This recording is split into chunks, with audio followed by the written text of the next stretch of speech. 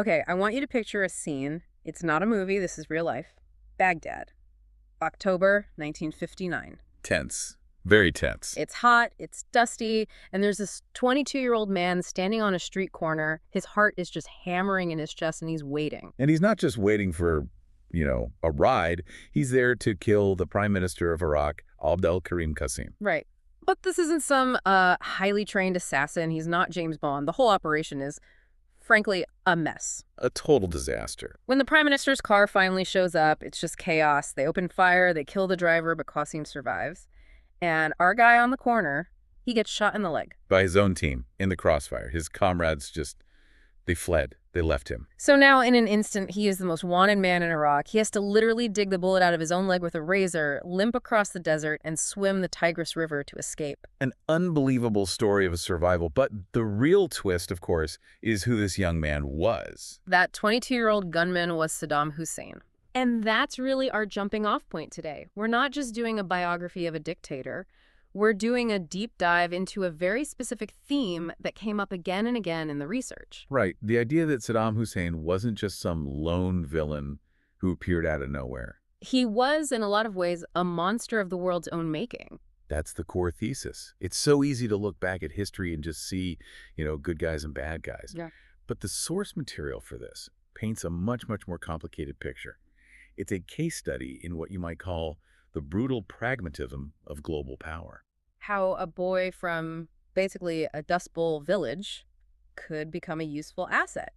And then when he was no longer useful, a liability to be destroyed. Exactly. So our mission today is to track that whole arc from the dust of Tikrit all the way to that spider hole. But before we get into all the geopolitics, we have to understand the man himself. I mean, where does a psychology like that come from? You don't just wake up one day and decide to be the butcher of Baghdad. No, you don't.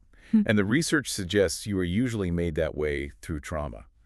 And if you look at his origins, tragedy doesn't even begin to cover it. Really? He was born in 1937 in a little village called Halabja. But his life was already falling apart before he was even born. How so? Well, his father either died or just disappeared. The records are a bit murky. Before Saddam was born. And right around that same time, his 12-year-old brother died of cancer. Wow. So his mother is dealing with all of that loss while she's pregnant with him. Exactly. His mother, Subha, was reportedly so consumed by depression, she actually tried to commit suicide. The sources even say she tried to abort Saddam. She saw his birth not as a blessing, but as a curse. That is just an incredibly heavy thing to be born into, your own mother seeing you as a bad omen. It sets a tone of complete and total rejection. And when he finally did go to live with his mother, she had remarried this man who was, by all accounts, just brutal. An abusive stepfather who beat him constantly. And school, was that an escape? His stepfather wouldn't let him go. Instead, he forced young Saddam to steal chickens and livestock just so the family could get by. So his early education is in crime, basically. That the world is hostile and you have to take what you need. Precisely. But he didn't steal a chicken thief. There was a catalyst, a turning point. Which was? His uncle, Karl Atalfa. This is probably the most important relationship of his entire life. When he's 10, Saddam runs away to Baghdad to live with him. And Talfa is more than an uncle. He's a mentor. What was his deal? He was a former army officer, a fierce Arab nationalist, and he absolutely despised the British influence in Iraq. Right, because this is the late 40s, early 50s. Iraq is a monarchy, but the British are really pulling the strings, especially with the oil. Correct. And Talfa had actually been jailed for his part in an anti-British coup years earlier. So he starts filling Saddam's head with these stories of Arab glory, teaching him that foreigners had humiliated Iraq. And that strength was the only way to get dignity back. Strength and purging that foreign influence. And violence, too. When Saddam finally starts school in Baghdad, he doesn't just carry books. He carries a gun. And at 20, he joins the Ba'ath Party. We hear that name all the time. What exactly was it? It's the secular Arab nationalist movement. Ba'ath means Renaissance. Their goal was to unify the Arab world and throw off all that colonial rule. It wasn't about religious fundamentalism. It was about Arab power. Which brings us full circle to that failed assassination in '59. He flees, he goes into exile, but he doesn't stay there. No. In 1968, the Ba'ath Party finally pulls off a successful coup. Now, Saddam isn't the president yet. That's a guy named Ahmad Hassan al-Bakr. But Saddam becomes his number 2. Vice president and, crucially, head of internal security. He's the muscle, the architect of the state. And for the next 11 years, we see these two sides of him emerge. On the one hand, he nationalizes the oil industry in 1972. Which was a massive deal, right? Taking that wealth back from Western companies. Huge. And he uses the money for good things. Schools, hospitals, literacy programs. The UN actually gave him an award for modernizing Iraq's public health system. To the average person, he looked like a hero. Public other hand. He's building a terrifying police state, modeled on the KGB, on the Gestapo. It's a society of total surveillance. He understood that to rule a divided country like Iraq, you couldn't use consensus. You needed fear. And that fear absolutely crystallizes in 1979. This is the moment he steps out of the shadows. The sources describe this meeting. It sounds like something from a horror film. The 1979 Purge. It is one of the most chilling pieces of political theater you will ever see. Al-Bakr is forced to resign. Saddam takes the presidency. Then he calls a big meeting of the entire Ba'ath Party leadership. And this whole thing was filmed, right? Yes, you can watch the footage. Saddam is on the podium just calmly smoking a cigar. He says there's been a conspiracy. Then a man who has obviously been tortured is brought out to a microphone. And he just starts reading a list of names. One by one. Names of his colleagues, his friends, people sitting right there in the hall. And as each name is called, guards grab the person and drag them out. You can see the pure panic on the faces of the men who are left. Just trying to prove their loyalty. They're crying, they're shouting, "Long live Saddam." But here's the part that really shows his genius for evil. It wasn't just about killing them. It was what he made the survivors do. That was the twist. He didn't just have his security guards execute the traitors. He forced the remaining party leaders, the ones whose names weren't called, to go outside and form the firing squads. He made them pull the triggers. So everyone who walked out of there that day had blood on their hands. Everyone was complicit. He wasn't just a president anymore. He was a deity, the absolute master of life and death. So he has total control at home.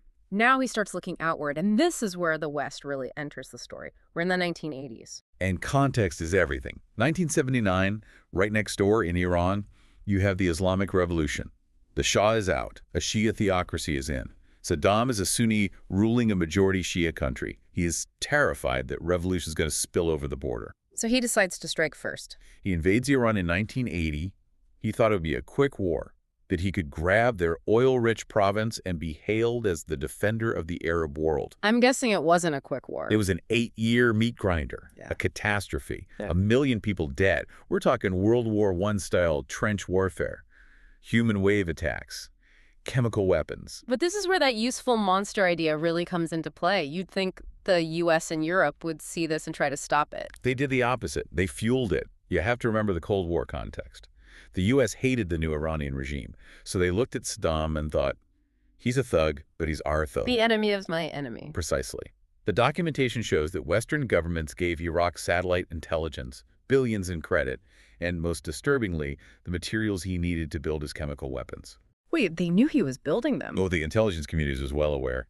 And he used them, not just on Iranian soldiers, but on his own people. In 1988, he gassed the Kurdish town of Halabja. That was the infamous gas attack. Yes. Thousands of civilians, men, women, children, dead in minutes. The images are just unspeakable. And the world's response, What was it? a shrug, basically a shrug. He was still useful. He was holding back Iran. So the world just looked the other way. Which just reinforced his belief that he could get away with anything as long as he served a purpose for the great powers. But then the war with Iran finally ends. Iraq is bankrupt, and Saddam feels like he's owed a favor. He felt he'd fought that war for all the Arab monarchies. He owed billions to Kuwait and Saudi Arabia. He just assumed they'd forgive the debt. And Kuwait said no. Kuwait said, pay us back. And to make it worse, Saddam accused them of slant drilling. Okay, hold on. Slant drilling. What does that even mean? It's exactly what it sounds like. He accused Kuwait of drilling diagonally under the border to suck oil out from Iraqi territory. He called it theft. So he's broke, he feels betrayed, and he thinks his neighbors are stealing from him. And he makes a huge miscalculation.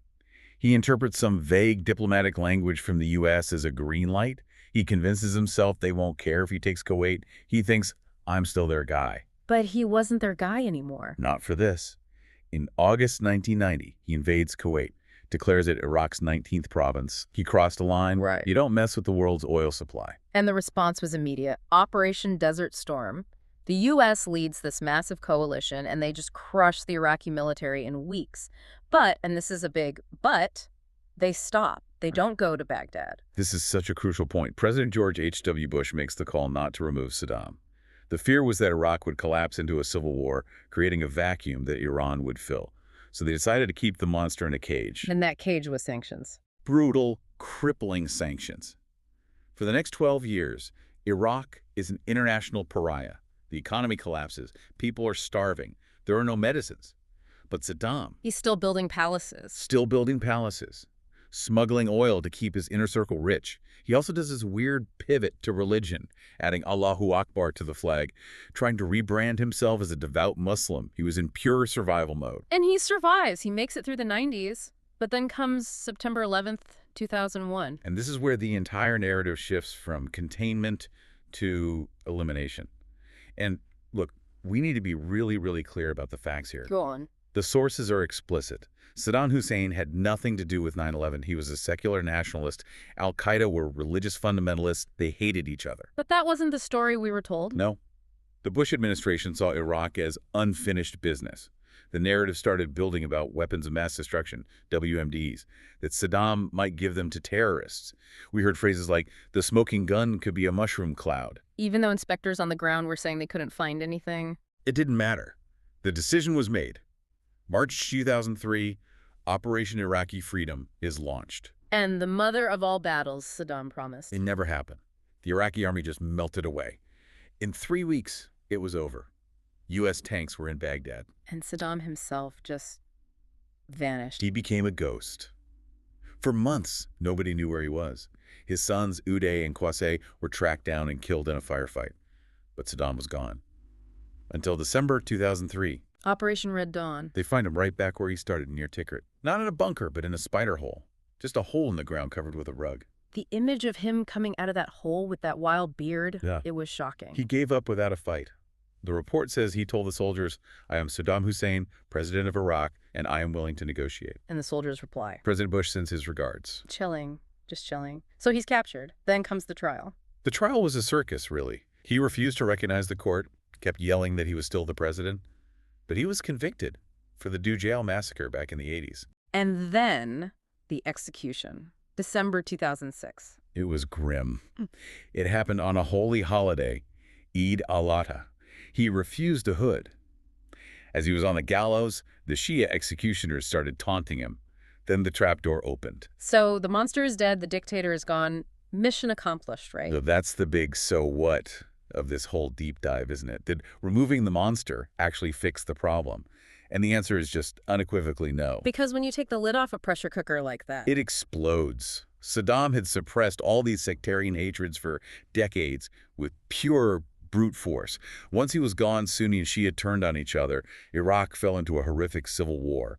And out of that chaos, you get the rise of extremist groups like ISIS. And we have to mention the other piece of the aftermath, the oil. It's the elephant in the room. Before 2003, Iraq's oil was nationalized. After the invasion, the new government opened the market right up. The big contracts went to BP, Shell, ExxonMobil. I remember that quote in the research from Alan Greenspan, the former Fed chairman. Yes. Years later, he wrote in his memoir, and I'm paraphrasing, that everyone knows the Iraq war is largely about oil. The pragmatic view is that Saddam was just too much of a wild card to be in control of that much of the world's energy. And the WMDs, the original justification. The CIA's own final report was clear. There were no weapons of mass destruction. The nuclear program had been defunct since '91. The entire premise for the war was based on false intelligence. It really forces you to step back and look at the whole messy picture. It does. I mean, look, let's be clear. Saddam Hussein was a tyrant. A monster. He gassed his own people. He started wars. Nobody disputes that. But his story is also a mirror. A mirror for the rest of the world. Yes. He was supported and armed when he was useful against Iran. He was kept in his cage when they feared a power vacuum. And he was taken out when he became a liability to the global economic order. It's a brutal lesson in the cold machinery of geopolitics. It takes us right back to that first image, the nervous kid on the corner. The world helped create him, used him, and then destroyed him. And the real tragedy is that the systems that allow that to happen, the enemy of my enemy logic, the arming of convenient dictators, those systems are still very much in place today. That is a very sobering thought to end on. It's not just history, it's a pattern. It is. Well, thank you for unpacking all of that. It's a dark story, but an essential one to understand. And thank you, everyone, for joining us on this deep dive. We will see you next time.